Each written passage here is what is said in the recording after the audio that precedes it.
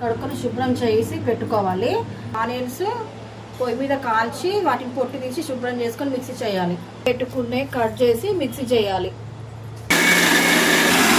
మెంతులు వేయించాలి. 2 స్పూన్ల మెంతులు, 1 స్పూన్ జీలకర్ర, స్పూన్ వరకు జీలకర్ర. మెంతులు ఎక్కువ ఉండాలి, జీలకర్ర తక్కువ ఉండాలి.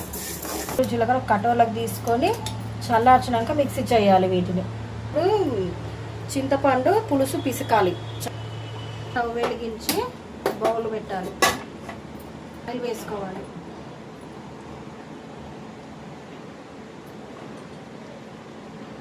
ఆయిల్ వేడెక్కింది. 3 పచ్చిమిర్చిలు, కూర ఒక కట్ట,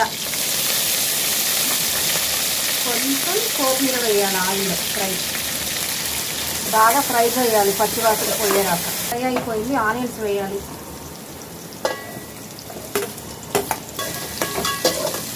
ఆనియన్స్ ఫ్రై అయ్యేదాకా వేయించాలి. అల్లం పేస్ట్, మనం ఇంతకుముందు ఆనియన్ కాల్చి మిక్సీ చేసుకున్నది పేస్ట్ వేయాలి. బాగా వేగనియాలి. ఈ 2 ఇప్పుడు ఆనియన్ అవన్నీ ఫ్రై అయిపోయాయి. పసుపు వేసుకుందాం 2 స్పూన్స్. చింతపండు గుజ్జు పులుసు ఇందులో పోయాలి.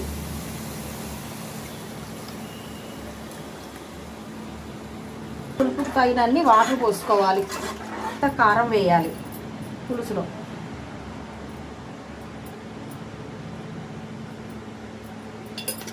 తగినంత ఉప్పు కారం వేసి బాగా కలపాలి. ఇది మరిగేటప్పుడు చేప ముక్కలు వేయాలి. అప్పుడు చితకం చేయాలి. పొడి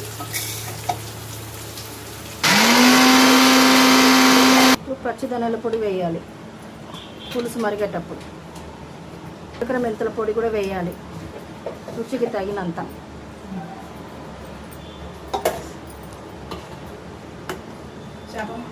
ముక్కలు వేయాలి.